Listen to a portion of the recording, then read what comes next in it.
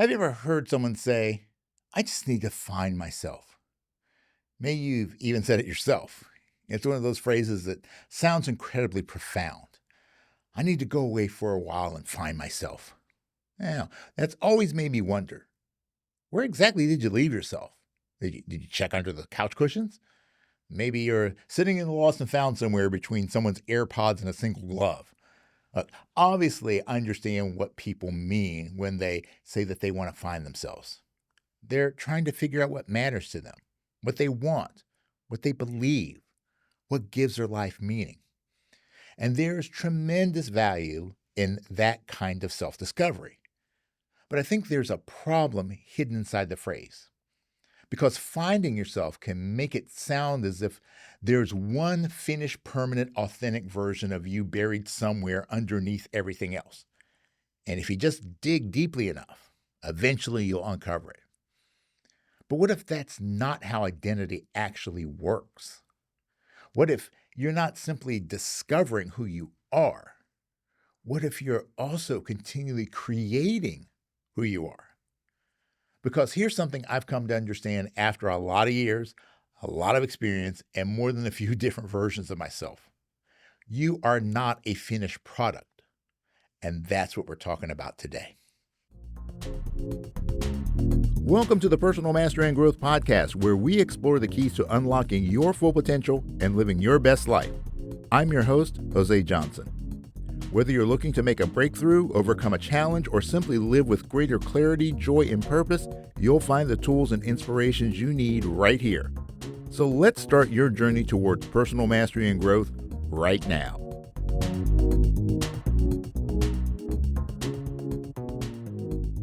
Welcome back to the Personal Mastery and Growth Podcast, your go-to resource for practical tips, insightful research, and inspiring stories to help you unlock your full potential. I'm your host, Jose Johnson, and I'm an expert in the fields of mindfulness, mindset, and peak performance, and I am so excited to have you here with me today. Now, today, I want to explore an idea that sits at the heart of personal growth: identity. Because so much of what we do is influenced by the person we believe ourselves to be, the choices we make, the risks we take, the opportunities we pursue, the habits we build, even the possibilities we're willing to consider for our lives. And yet most of us rarely stop to question where that identity came from or whether it's still accurate. We tend to think of identity as something relatively fixed. We say things like, that's just who I am, as though who we are today is simply the inevitable result of everything that's happened up to this point. But what if identity isn't just something you inherit from your past? What if it's also something that you're actively creating through the choices you're making right now? Now, that's the idea I want to unpack today, because self-discovery certainly matters. Understanding yourself, that matters. But personal growth requires something more.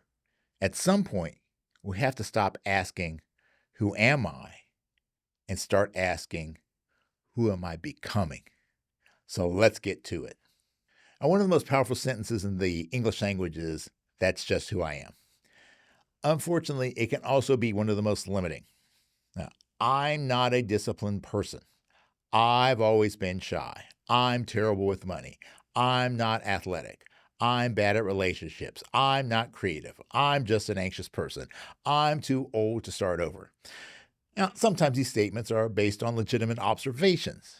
Maybe you really have struggled with discipline. Maybe you've been uncomfortable speaking in front of people for most of your life. Maybe managing money has historically not been your strong suit. See, the problem isn't necessarily the observation. The problem is when we turn an observation about our behavior into a permanent definition of our identity. Now, there's a big difference between saying, I haven't been very disciplined, and saying, I'm not a disciplined person. One describes a pattern, the other defines a person. And once something becomes part of our identity, we tend to protect it. We look for evidence that confirms it. We interpret experiences through it. And sometimes we even behave in ways that reinforce it. Now, think about how easily that can become a loop. You procrastinate. Then you say, see, I'm a procrastinator. Now, the next time something difficult comes along, part of you expects to procrastinate because that's just who you are. So you procrastinate again. And now you have even more evidence. Behavior becomes evidence. Evidence becomes identity. Identity creates expectations. And those expectations influence future behavior. And round and round we go until eventually we forget where the pattern started. And that's when a description of your past can quietly become a prediction of your future.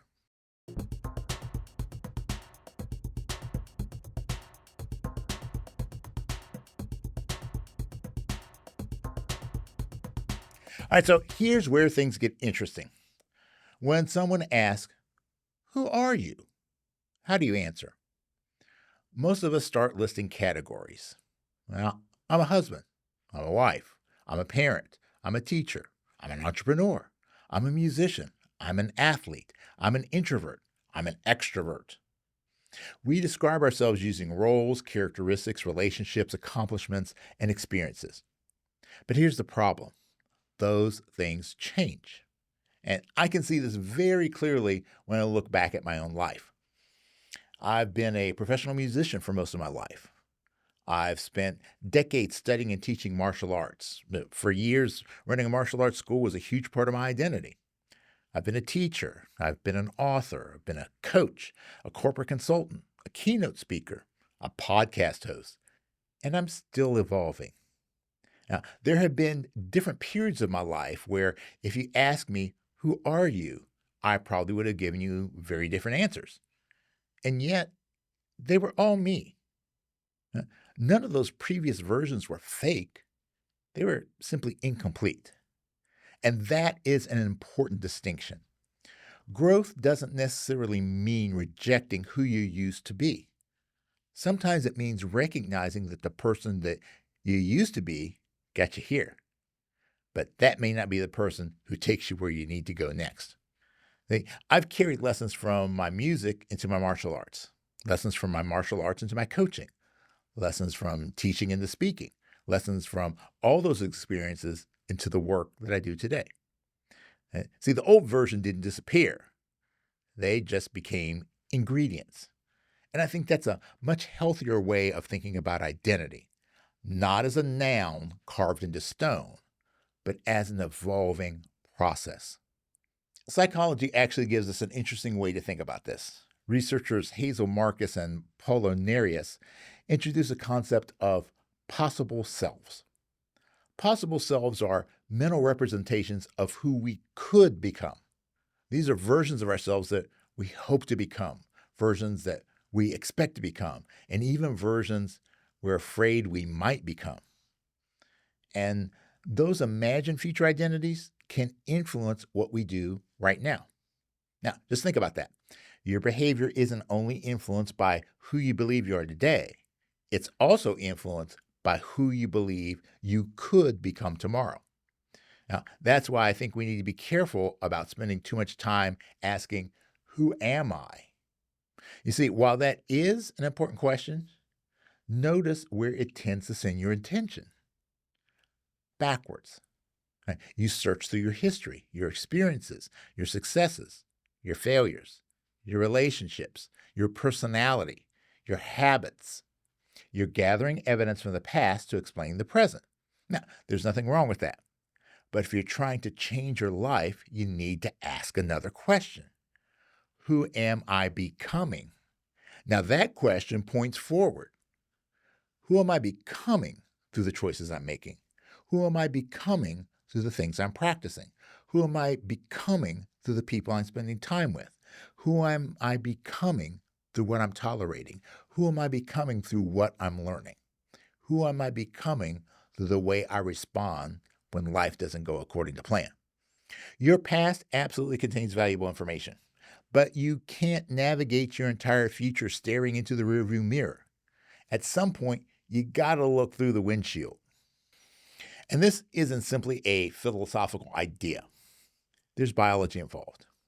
Now, one of the things neuroscience has taught us is that the brain remains capable of change throughout our lives. That's neuroplasticity.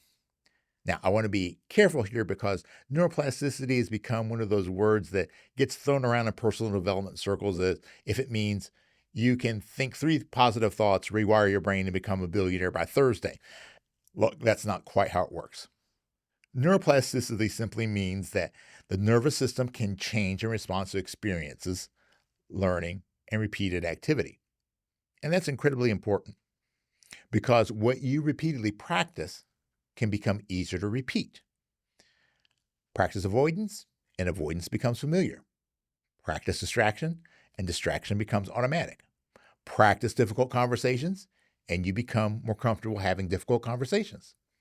Practice focusing your attention, and sustained attention can become more accessible. Practice responding calmly under pressure, and you can improve your ability to respond calmly under pressure. Now, that's why I frequently say that personal mastery isn't about perfection. It's about practice. You're training, and every repetition provides another little piece of evidence about who you're becoming. You don't transform yourself because you decided one morning, starting today, I'm confident. You transform because you repeatedly do things that require courage. And eventually, your brain has enough evidence to say, okie dokie, apparently that's how we do things now. See, that's identity change. It's not magic, it's training.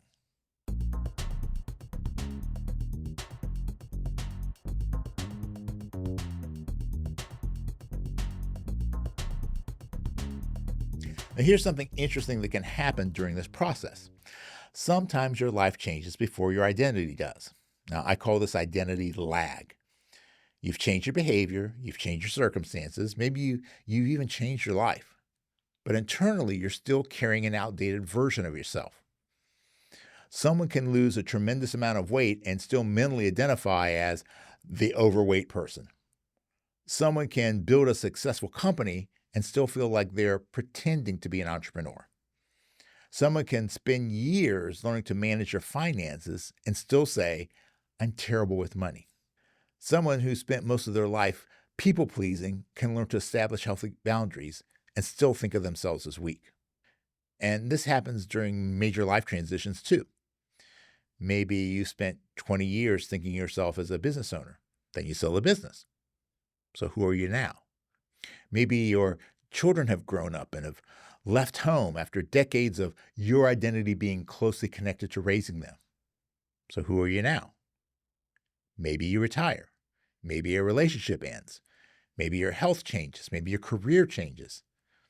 The external reality shifts, but the internal identity hasn't received the software update yet.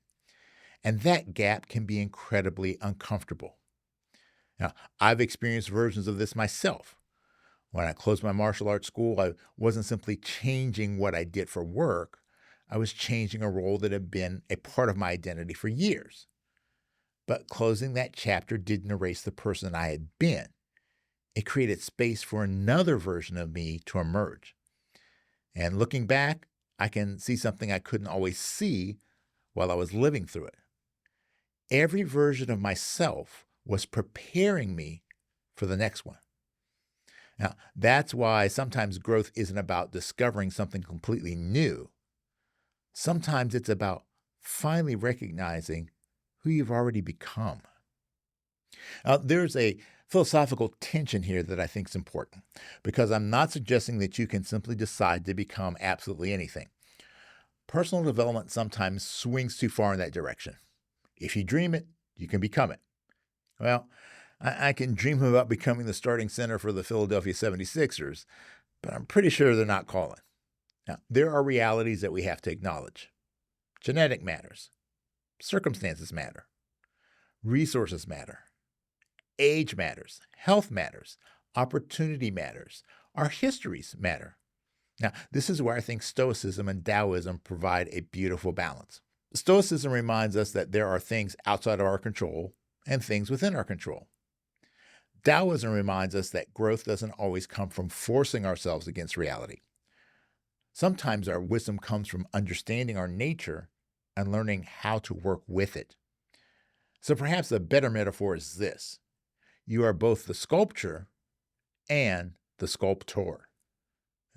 You didn't choose all the marble. Some of it came from genetics.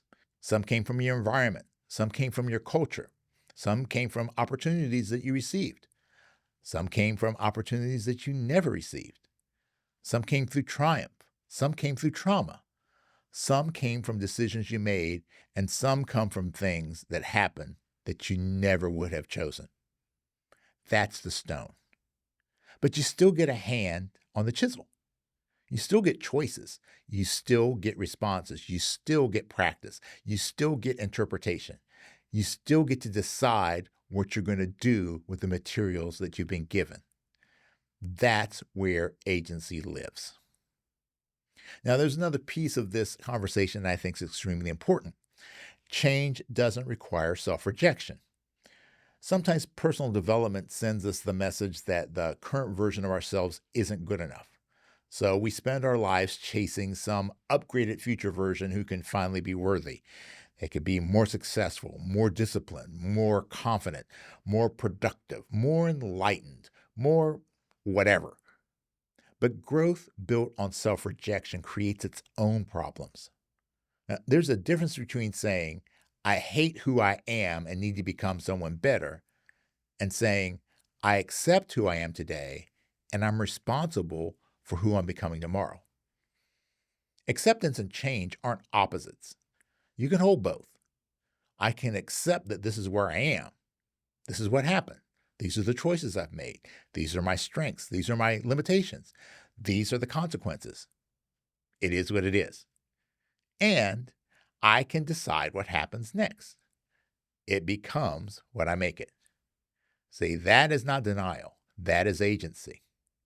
Hey there. Feeling stuck? Spinning your wheels? Are you ready for a breakthrough? Well, then you need to hear this because I've got something that will supercharge your growth this year, and it's called The Mindset Makeover. Now, it's my new book and course that are designed to help you upgrade the mental software that drives your success. And inside, you're going to discover the mindsets that shape every decision, every habit, and every result. And you'll learn the science-backed tools to rewire your thinking for clarity, confidence, and unstoppable momentum. So whether you're aiming higher, trying to break free from old patterns, or finally stepping into that version of yourself that you know that you're capable of becoming, well, this is your launch pad. So don't wait. Head over to josejohnson.com/mindset to grab the book, join the course, or get both together. Again, that's josejohnson.com/mindset. And remember, it is what it is, but it becomes what you make it. And with the Mindset Makeover, you can make it something extraordinary. So how do we actually change identity? Well, here's where I think people often get the order backwards. We wait until we feel like we're the person we want to be before we behave like that person. When I'm confident, I will speak up. When I'm disciplined, I'll start exercising. When I'm motivated, I'll work on the business. When I'm brave, I'll take the risk. When I stop feeling guilty, I'll set the boundary. But often identity change happens in the opposite direction. Action creates evidence. You speak up while you're nervous. Now you have evidence that you can speak despite discomfort.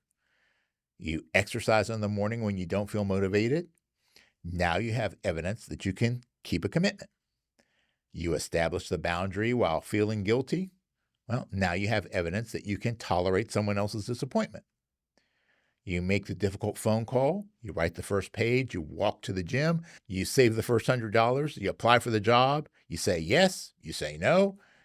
Each action provides evidence, and enough evidence eventually begins changing the story.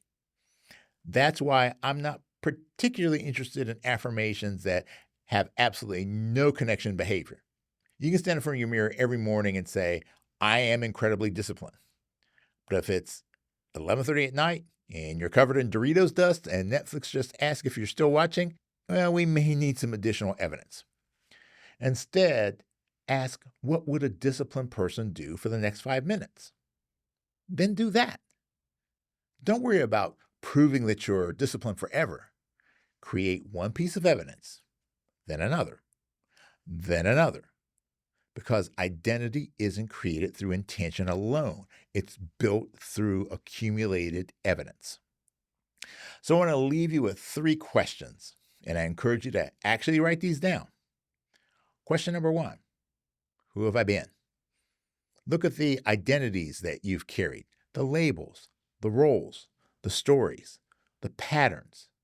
Don't judge them, just notice them. Which one still accurately describes you? Which ones helped you survive an earlier chapter but aren't helping you grow in this one? And which identities might simply be outdated? Question number 2, who am I becoming? Not what do I want? Ask yourself, who would I need to become to create the life I want? Maybe you're becoming someone who takes better care of their body, someone who communicates honestly, someone who manages their money intentionally, someone who protects their attention, someone who follows through, someone who can experience uncertainty without immediately running from it, someone who creates, someone who leads, someone who trusts themselves. Don't create a fantasy character. Create a direction. Question number 3, what would that person do today? Now, this is the important one because becoming happens through behavior. If you're becoming healthier, what would that person do today? If you're becoming more courageous, what would courage look like today? If you're becoming financially responsible, what decisions would that person make today? If you're becoming someone who finishes what they start, what needs to get finished today? Keep it small. Keep it real. Create the evidence, because every action is a tiny message to yourself. This is who we are becoming. Right? Maybe you spent a lot of your life trying to figure out who you are. Keep exploring that. Self-awareness matters. Understand your history. Understand your patterns. Understand your strengths. Understand your wounds. Understand what matters to you. But don't stop there, because you are not simply the sum of everything that's happened so far. You're also participating in what happens next. Your brain, well, it's still learning. Your habits are still changing. Your perspective is still evolving. Your identity is still being written. When I look back across my own life, I can see versions of myself that I never could have predicted when I was younger. The musician couldn't see everything that the martial artist would teach him, and the martial artist couldn't fully see the coach. The teacher couldn't completely see the consultant. The author couldn't clearly see every conversation the podcast would eventually create. And the person I am today probably can't see every version of myself that's still ahead. And neither can you. That's part of what makes life so interesting. So maybe the goal isn't to finally find yourself. Maybe there isn't one finished version that's waiting somewhere out there for you to discover. Maybe the better question is, who am I becoming? And then what can I do today to give that person a little more evidence? You didn't choose all the marble, but the chisel is still in your hand. All right, so if you've been enjoying the podcast, I'd certainly appreciate it if you leave a rating or review. It helps more people discover the show and become part of our growing personal mastery and growth community. If you'd like to continue exploring today's topic, be sure to visit the Mindset Lab on Substack. And until next time, remember, it is what it is, but it becomes what you make it. So make it great. Thanks for tuning in. Before we wrap up, I just want to remind you that the information shared in this podcast is for educational and informational purposes only. It is not intended as a substitute for professional advice or treatment. While the content of this podcast is based on research and personal experience, everyone's situation is unique, and the advice given may not be applicable to all. Always consult a qualified professional before making significant changes in your life. The Personal Mastery and Growth podcast is recorded at the So Good Media Studios, located in the Candy Factory, a co-working space in Lancaster, Pennsylvania.